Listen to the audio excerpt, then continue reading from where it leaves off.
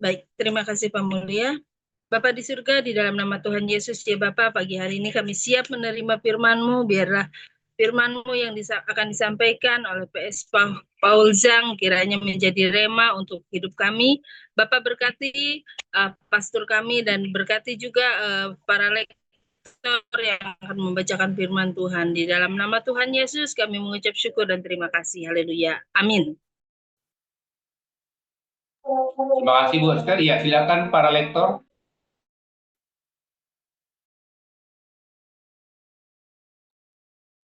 Baik, terima kasih Pak Mulia. Mazmur 8 ayat 1 sampai 10. Demikian firman Tuhan. Untuk pemimpin biduan menurut lagu Gitit Mazmur Daud. Ya Tuhan, Tuhan kami, betapa mulianya nama-Mu di seluruh bumi. Keagungan-Mu yang mengatasi langit dinyanyikan. Dari mulut bayi-bayi dan anak-anak yang menyusu, telah Kau letakkan dasar kekuatan karena lawan-Mu, untuk membungkamkan musuh dan pendendam. Jika aku melihat langit-Mu, buatan jari-Mu, bulan dan bintang-bintang yang Kau tempatkan, apakah manusia sehingga Engkau mengingatnya?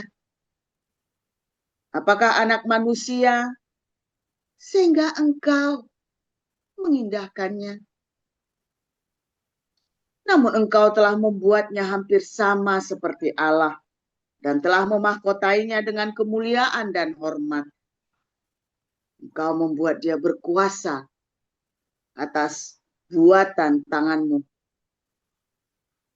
Segala-galanya telah Kau letakkan di bawah kakinya. Kambing, domba, dan lembu sapi sekalian. Juga binatang-binatang di padang. Burung-burung di udara, dan ikan-ikan di laut. Dan apa yang melintasi arus lautan. Ya Tuhan, Tuhan kami, betapa mulianya nama-Mu di seluruh bumi. Demikian.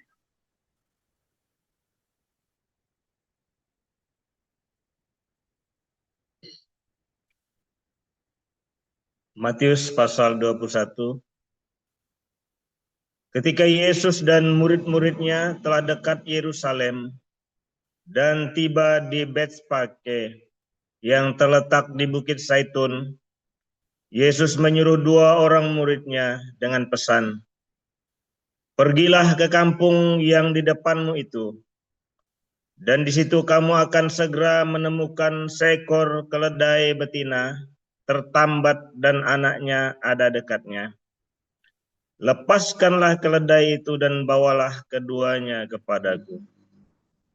Dan jikalau ada orang menegur kamu, katakanlah, Tuhan memerlukannya, ia akan segera mengembalikannya." Hal itu terjadi supaya genaplah firman yang disampaikan oleh Nabi. Katakanlah kepada putri Sion, lihat rajamu datang kepadamu. Ia lemah lembut dan mengendarai seekor keledai beban yang muda. Maka pergilah murid-murid itu dan berbuat seperti yang ditugaskan Yesus kepada mereka. Mereka membawa keledai betina itu bersama anaknya, lalu mengalasinya dengan pakaian mereka, dan Yesus pun naik ke atasnya. Orang banyak yang sangat besar jumlahnya menghamparkan pakaiannya di jalan. Ada pula yang memotong ranting-ranting dari pohon-pohon dan menyebarkannya di jalan.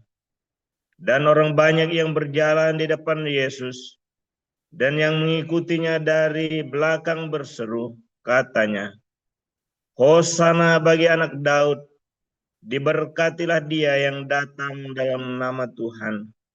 Hosana di tempat yang maha tinggi. Dan ketika ia masuk ke Yerusalem, gemparlah seluruh kota itu dan orang berkata, siapakah orang ini? Dan orang banyak itu menyahut, inilah Nabi Yesus dari Nazaret di Galilea. Lalu Yesus masuk ke bait Allah dan mengusir semua orang yang berjual beli di halaman bait Allah. Ia membalikan meja-meja penukar uang dan bangku-bangku pedagang merpati dan berkata kepada mereka, ada tertulis, rumahku akan disebut rumah doa, tetapi kamu menjadikannya sarang penyamun. Maka datanglah orang-orang buta dan orang-orang timpang kepadanya dalam bait Allah itu, dan mereka disembuhkannya. Tetapi ketika imam-imam kepala dan ahli-ahli Taurat melihat mujizat-mujizat yang dibuatnya itu, dan anak-anak yang berseru dalam bait Allah, Hosana bagi anak Daud, hati mereka sangat jengkel. Lalu mereka berkata kepadanya, engkau dengar apa yang dikatakan anak-anak ini? Kata Yesus kepada mereka, aku dengar.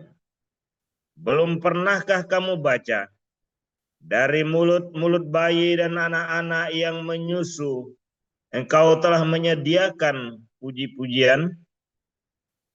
Lalu ia meninggalkan mereka dan pergi keluar kota ke Betania dan bermalam di situ.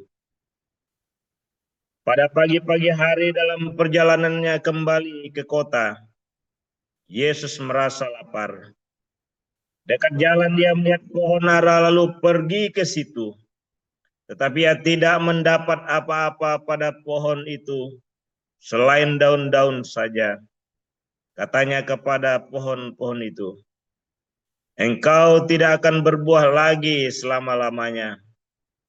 Dan seketika itu juga keringlah pohon ara itu. Melihat kejadian itu tercenganglah murid-muridnya, lalu berkata, bagaimana mungkin pohon ara itu sekonyong-konyong menjadi kering? Yesus menjawab mereka, aku berkata kepadamu, sesungguhnya jika kamu percaya dan tidak bimbang, kamu bukan saja akan dapat berbuat apa yang kuperbuat dengan pohon ara itu, tetapi juga jikalau kamu berkata kepada gunung ini, beranjaklah dan tercampaklah ke dalam laut, hal itu akan terjadi. Dan apa saja yang kamu minta dalam doa dengan penuh kepercayaan, kamu akan menerimanya. Lalu Yesus masuk ke bait Allah, dan ketika ia mengajar di situ, datanglah imam-imam kepala serta tua-tua bangsa Yahudi kepadanya dan bertanya, dengan kuasa manakah engkau melakukan hal-hal itu? Dan siapakah yang memberikan kuasa itu kepadamu? Jawab Yesus kepada mereka, aku juga akan mengajukan satu pertanyaan kepadamu. Dan jikalau kamu memberi jawabnya kepadaku, aku akan mengatakan juga kepadamu, dengan kuasa manakah aku melakukan hal-hal itu? Dari manakah baptisan Yohanes? Dari sorga atau dari manusia? Mereka memperbincangkannya di antara mereka dan berkata, jikalau kita katakan dari sorga, dia akan berkata kepada kita, kalau begitu, mengapakah kamu tidak percaya kepadanya? Tetapi jika kita katakan dari manusia, kita takut kepada orang banyak, sebab semua orang menganggap Yohanes ini nabi. Lalu mereka menjawab Yesus, kami tidak tahu. Dan Yesus pun berkata kepada mereka, Jika demikian, aku juga tidak mengatakan kepadamu, dengan kuasa manakah aku melakukan hal-hal itu.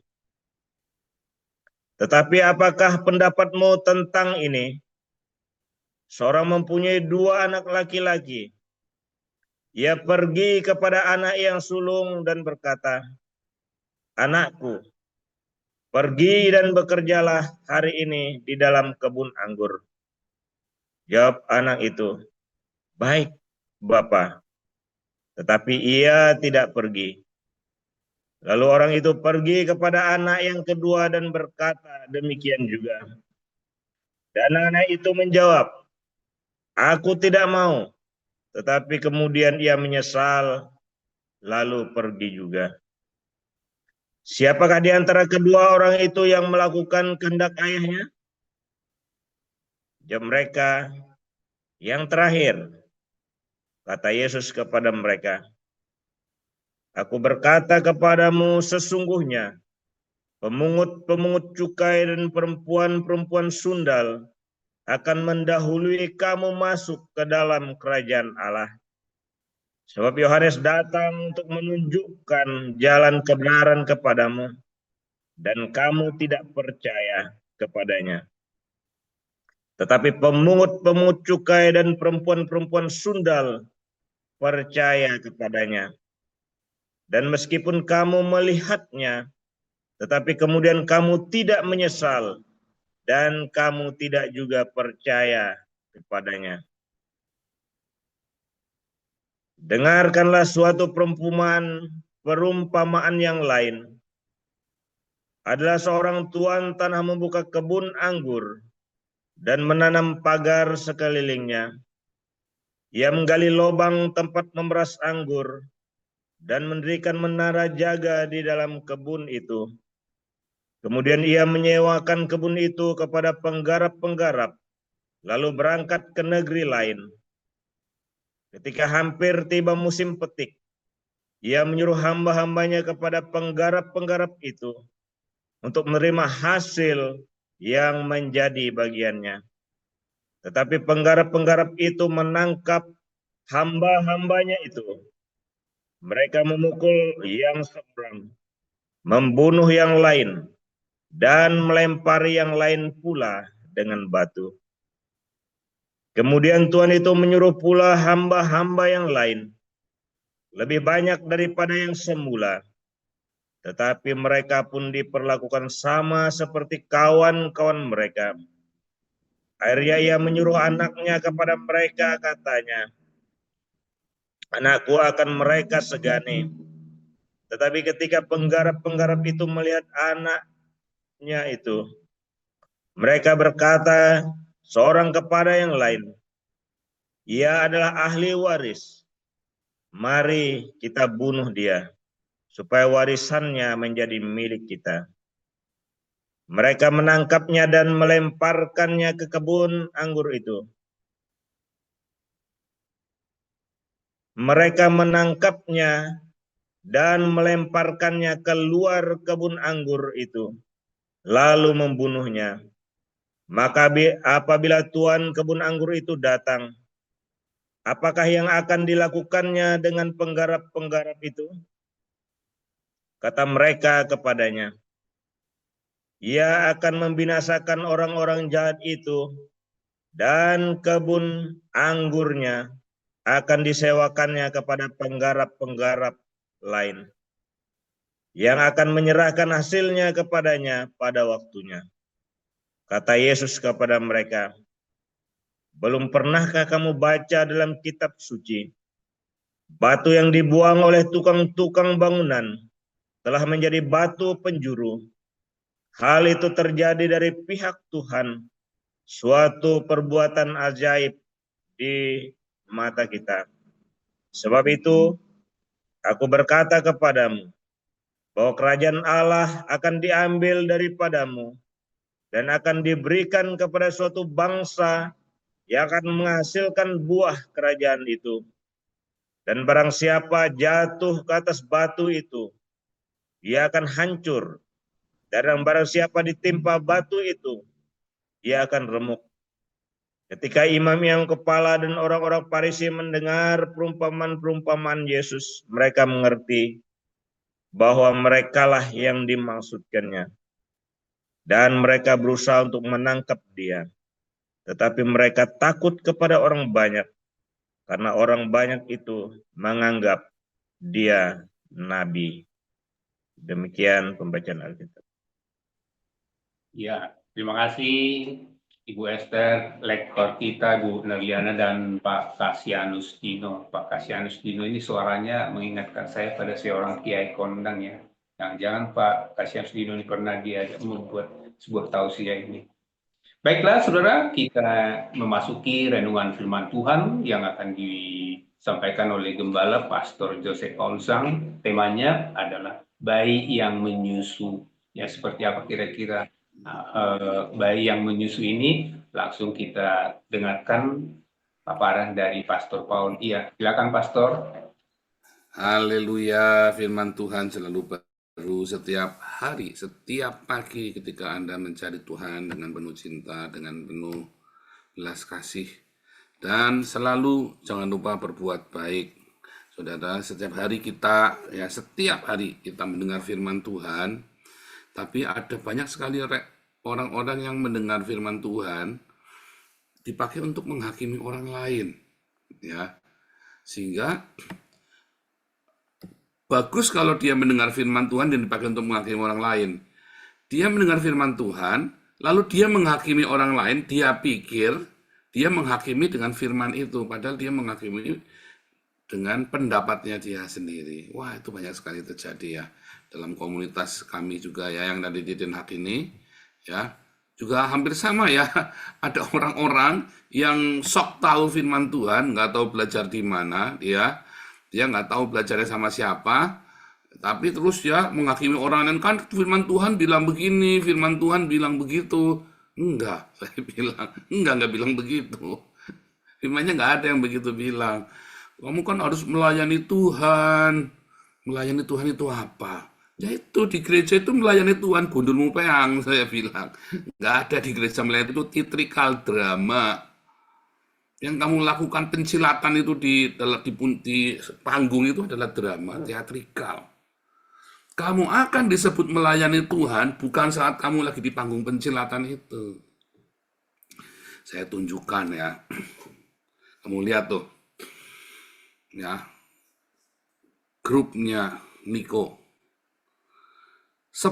Mungkin separuh dari lagu pujian yang Anda dengar hari ini, yang Anda nyanyikan di gereja-gereja GBI, itu adalah produk grupnya Niko. Ya. Yang separuh itu, yang separuhnya ada seorang hamba Tuhan yang nulis. Pendeta terkenal, ternyata homo. Ayo, bagaimana tuh? Apakah yang homo itu lagunya masih mau kamu nyanyikan hari ini? Kadang-kadang masih ada yang saya dengar ya. Cuma sekarang sudah banyak lagu baru, ya kan? Cuma waktu dia nulis itu, kondisinya dia udah homo. Ya. Nah, apakah dia melayani Tuhan? Oh, dia melayani Tuhan dengan lagunya. Bagaimana bisa orang melayani Tuhan dia lagi homo, bertindak homo, lalu dia melayani Tuhan? Bisa nggak tuh saudara? Orang lagi dia homo lalu melayani Tuhan. Ya, tapi kan pelacur masuk kerajaan Allah. Iya, tapi nggak dibilang tadi homo masuk kerajaan Allah, saudara. Pelacur masuk kerajaan lebih dulu. Karena dia bertobat. Nah, apakah homo ini bertobat? Enggak, sampai sekarang masih homo. Bahkan ada ya, arranger atau koordinator atau musik pastornya dari gerejanya Pak Niko. Homo juga. Mumet nggak? Ayo, mumet lagi. Lagu-lagunya sangat kenal. Dia juga penulis lagu. Udah 2 tuh yang homo tuh. Mumet nggak itu? Ada lagi ya, dari gereja lain ya. Banyak, ini banyak, nggak susah karena banyak. WL-nya sama singernya selingkuh. Sambil habis cium-ciuman mereka naik panggung memuji Tuhan. Katanya nyanyi-nyanyi pencilatan, angkat tanganmu nangis-nangis ya berbasur, sikaraba-raba-raba. Dia nangis karena tadi ada yang ngintip ketahuan, takut dilaporin sama suaminya. Makanya dia nangisnya ngukuk-ngukuk keras sekali. Ya kan, wah hadirat Tuhan sampai shaking begitu kan. Dia melayani Tuhan enggak tuh? Jadi, tapi katanya hadirat Tuhan turun. Wah ini kalau memimpin pujian nih hadiratnya berasa nih WL-nya ini. Ya kan? Apakah dia melayani Tuhan? Enggak, dia enggak melayani Tuhan. Semua ini mereka bikin musik, bikin lagu, bikin apa, mereka adalah sebuah teatrikal di dalam gereja. Yang bikin operet, bikin lagu, bikin musik, itu semua teatrikal. Melayani Tuhan ketika mereka mempersembahkan tubuh mereka sebagai persembahan yang kudus, yang hidup, yang berkenan. Itu melayani Tuhan. Tapi waktu kamu kumpul kebo, terus kamu memuji Tuhan, kamu tidak melayani Tuhan. Kamu sedang aktif di gereja, kamu sedang melayani komunitas. Tetapi ketika kamu sengaja, aku mau kuduskan hidupku karena aku mau menyanyi di gereja untuk Tuhan. Nah itu melayani Tuhan. Kamu jangan campur baur pikirannya. Melayani Tuhan ketika ya kemudian kita habis pencilatan di gereja, tolat-tolet, gembreng, gubrak, pencilatan, nyanyi-nyanyi, haleluya. Ya, terus kita jaga hidup kita dalam kekudusan. Terus kita pulang ke rumah, lihat di jalan ada orang miskin. Terus kita usir dia. Maka kamu bukan pelayan Tuhan, kamu adalah artis, selebritis. Kamu bukan pelayan Tuhan. Bahkan jangankan sampai rumah lah, di gereja kamu lihat ada jemaat doa nangis-nangis karena mau diusir dari kontrakannya. Hati kamu tidak bergetar sedikit pun, nggak mau nolong sedikit pun tuh. Atau kamu tahu ini jemaat miskin. Kamu harus pencilatan, wah ya, dengan gemerlap semua ya, wah pakai jam tangan yang mahal, pakai minyak wangi yang mahal, segala sesuatunya ya. Kamu baru disanding, baru ditepuk tanganin itu, wah Jan, hebat. Tapi ada jemaat di situ yang kekurangan, kamu masa bodoh. Apakah kamu melayani Tuhan? Enggak, kamu adalah selebritis. Tapi ketika setelah kamu menyanyi, memuji Tuhan, kamu ada ucapan syukur dalam pujian penyembahanmu. Ucapan syukur itu kamu lakukan dengan lihat ada jemaat yang miskin. Bayari rumah kontrakannya, bayari listriknya, bayari sekolah anaknya. Ya, kasih sepatu, kasih kasih tas. Ini mau tahun baru, kasihan barangkali belum beli sepatu baru, belum beli tas baru. Ya. Nah, kalau Anda jemaat di sini, pasti kita belikan tas baru, sepatu baru buat anak-anakmu. Yang penting terregister di hagios.id. Kalau nggak terregister, ya nggak kita kasih. Ya. Jadi itulah melayani Tuhan. Ketika kamu memberi dan kamu jaga hidupmu di dalam kekudusan. Nah itu baru melayani Tuhan. Yang lain itu hanya aktivitas. Dan seringkali orang-orang ini lupa, sak gereja, sak pendetanya lupa. Bukan lupa, mungkin malah nggak tahu kali ya. Yang kamu tahu cuman itu sih ya. Itu masalahnya. Jadi melayani Tuhan itu cuma dua itu. Ketika kamu berdiakonia dan menjaga hidupmu dalam kekudusan. Itu namanya melayani Tuhan. Lalu ketika kamu nyanyi, maka nyanyianmu itu indah di hadapan Tuhan. Bukan indah di hadapan manusia. Oh, kamu harus nyanyi yang bagus. Saya juga kalau kamu nyanyi yang nggak bagus, ya nggak boleh mimpin pujian juga. Kalau kamu main musik yang nggak bagus ya jangan. Kita tahu diri lah. Kita cari yang lain, jangan tersinggung. Oh yang penting hati saya melayani Pak. Aduh, bullshit. Jangan bullshit daripada nanti kamu nyanyi suara melero, kamu melayani Tuhan, orang jengkel. Kamu jadi setan buat orang lain. Iya kan? Kamu jadi setan malah buat orang lain, bukan melayani Tuhan. Gembrang, suaramu melero. Kamu malah jadi setan buat orang lain. Jadi tahu diri. Tetapi ada satu pihak yang lain, ya. Ada orang-orang yang menghakimi. Oh, itu orang berdosa itu. Oh, itu orang berdosa itu. Ya. Dia nggak nyadar kalau dirinya juga orang berdosa. Oh, itu nggak layak itu melayani Tuhan. Karena dia berdosa. Loh, kamu nyadar nggak kalau kamu itu juga berdosa? Itulah sebabnya pas Matius 21 itu kontras sekali ya. Orang Farisi, ya, para imam itu. Terus ada ahli Taurat orang Farisi itu ya. Terus di situ juga ada bayi yang menyusui. Ya, yang memberikan pujian kepada Tuhan. Di situ ada orang-orang ya yang tidak berbuah. Di situ ada para pelacur yang masuk kerajaan surga. Bukan karena dia jadi pelacur maka masuk kerajaan surga, karena bertobat. Kamu mendengar Yohanes tapi nggak bertobat. Pelacur-pelacur itu mendengar Yohanes dan bertobat. Nah, seringkali karena kita merasa sudah suci, sudah baik, kita melayani Tuhan, ya sudah melayani Tuhan, lalu dia mati, lalu didoain. Padahal ini orang pelitnya minta ampun. Terus masuk surga enggak? Terus pendetanya, ini rajin melayani Tuhan. Kita diberkati, hadirat Tuhan turun ketika dia memuji Tuhan.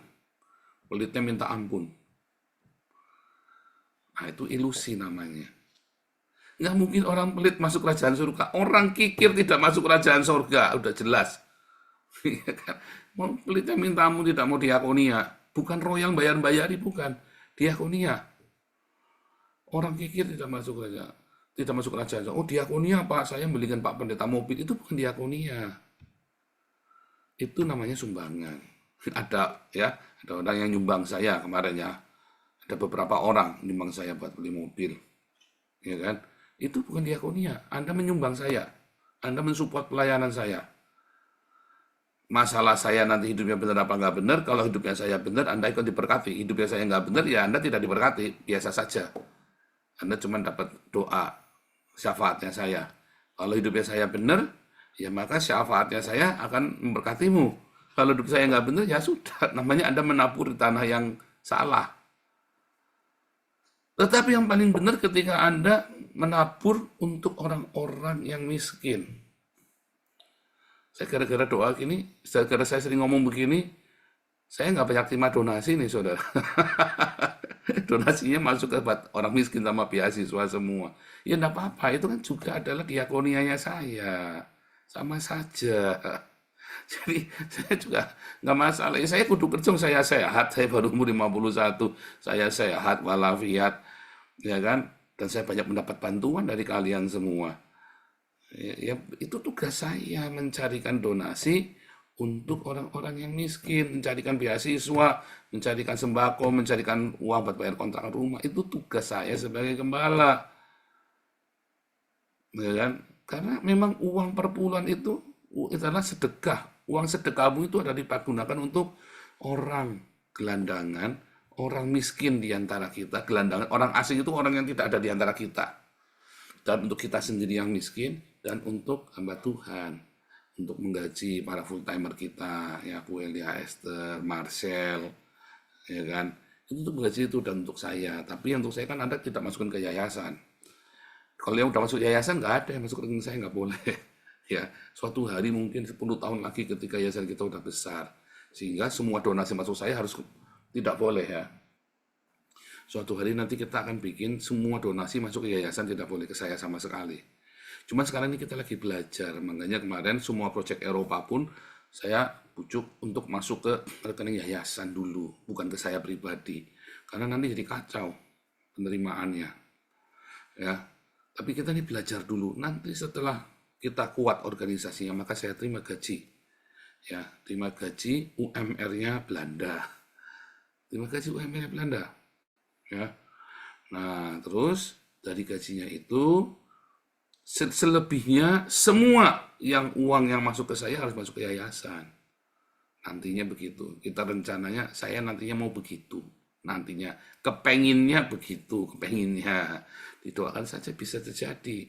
Sehingga kalau saya terima apapun saya harus laporkan ke yayasan. Nih saya baru dikasih bolu. Ya kan? Lapor.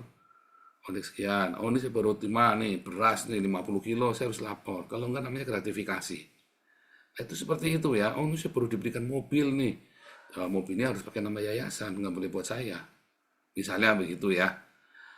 Itu seperti itu. Kalau enggak, nanti kacau kita. Jadi nggak transparan. Tapi kalau sekarang, ya saya pisah.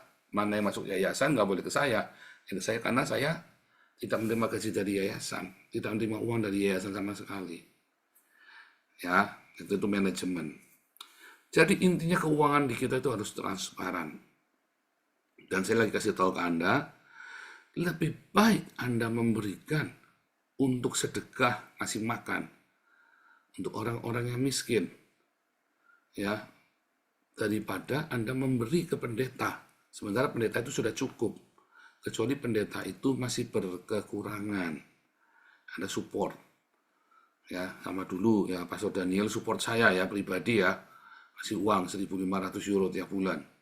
Waktu saya masih belum jelas semuanya, belum jelas, saya belum boleh kerja. Ya, maka Pastor Daniel kirim 1.500 setiap bulan ya. Begitu 6 bulan, terus saya ngajar kalian, cukup tuh, saya dapat 1.500. Ya, saya bilang, tapi cukup, jangan kirim lagi. Ya, tapi kalau mau dikirim ya enggak apa-apa, saya senang aja. Cuman lebih baik Papi bisa support yang lain. 6 bulan tuh persis tuh. Ya, 6 bulan saya support ya. Itu suatu kelegaan besar buat kami sekeluarga. Ya, supportnya itu. Jadi kami bisa beli baju baru, bisa beli sepatu baru, gitu ya. Biasanya kita beli bekas-bekas. Nah, itu ya, saudara ya, kita harus tahu diri juga sebagai hamba Tuhan, harus mencukupkan diri. Kalau kita sudah bilang juga cukup, nggak boleh tamak. Sekalipun, wah, untuk wah, bisa nih kesempatan. Kalau mau lebih, aku udah kerja. Nah, masalahnya saya kemarin mau kerja, saya pengen lebih, saya nggak mau kerja, tapi nggak jadi. Tuhan nggak boleh ya. Hanya istri saya yang kerja, anak kerja ya, di panti jompo, di ngerawat orang tua ya, anak rawat orang tua, part time, soalnya part time ya, part time kerja 20 jam sebulan. Karena anak juga bantu administrasinya kita di sini ya, semua ya, running. Nah, ada hal yang menarik ya. Ketika Tuhan Yesus berkata dari bayi yang menyusu, kenapa sih lemah? Bayi yang masih menyusu ini kan ngomong aja belum bisa, kecuali bayi tua ya, 4 tahun masih nyusoni atau ada.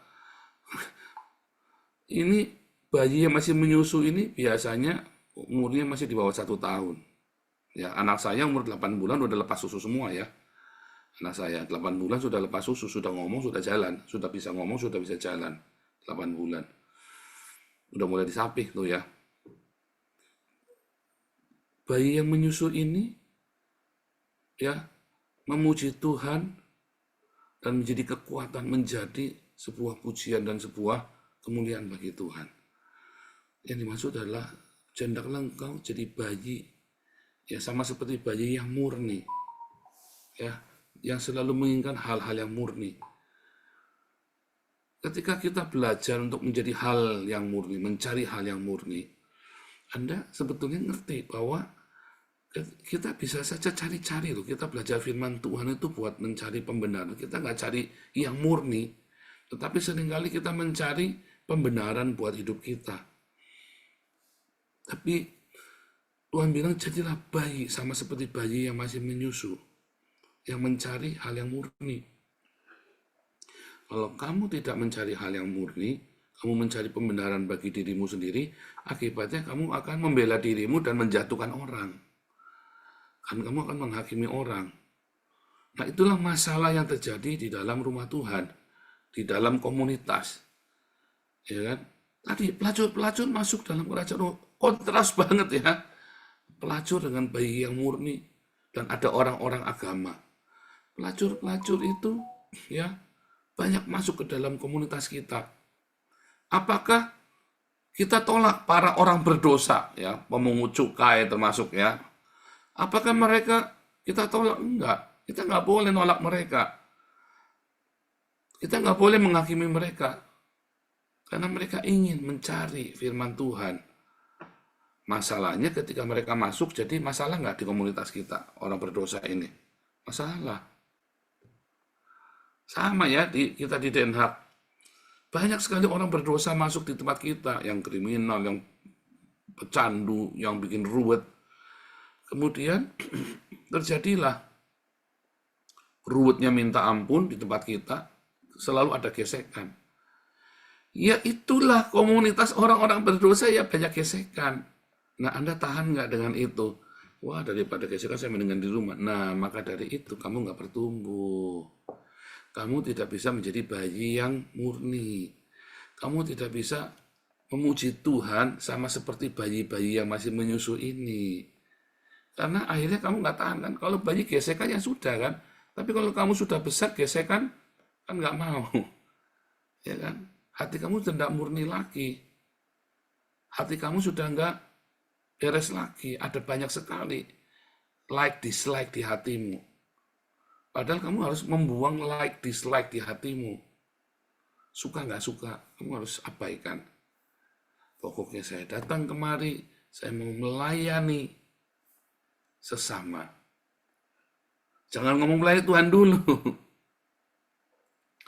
Karena buah roh itu nggak bisa kamu paksa. Oh, aku mau berbuah, nggak bisa. Buah roh itu didapat ketika kamu bergesekan satu sama lain. Ketika kamu merendahkan dirimu, ketika kamu dihina, digencet, ditindas, kamu merespon dengan benar, maka rohmu akan berbuah. Ya, baru rohmu akan berbuah. Tumbuhan itu nggak bisa dia berbuah begitu. Dia harus mengalami satu titik. Ya, titik antara hidup dan mati. Kalau tumbuhan itu umurnya panjang, maka dia berbuahnya lama. Ya. Tapi kalau umurnya pendek, maka dia kan berbuahnya cepat. Misalnya kamu punya pohon mangga atau pohon durian nggak berbuah sudah 15 tahun. Coba dicacak-cacak tuh pinggirnya itu. Bikin safer, maka dia nanti berbuah tuh. Ya. Dibikin safer itu nanti berbuah. Tanaman jeruk yang sudah tahunan nggak berbuah itu ya, maka itu kan berbuah nanti. Harus melewati satu suffer. Ada gesekan, ada penderitaan, ada tekanan, maka kamu bisa berbuah kalau responnya benar. Kalau responnya nggak benar ya nggak bisa. Itulah masalahnya dari buah ya. Maka dari itu ayo kita berbuah, saudara. Jangan menghakimi, saling menerima satu sama lain. Sakit iya, gesekan iya, enggak apa-apa. Responmu harus benar. Kita ini penuh dengan orang bermasalah. Banyak orang berdosa di tengah kita. Kita ini memang tempatnya orang berdosa. Tapi kita dibentuk, responnya benar, akhirnya roh kita benar, akhirnya kita berbuah. Tuhan Yesus memberkati.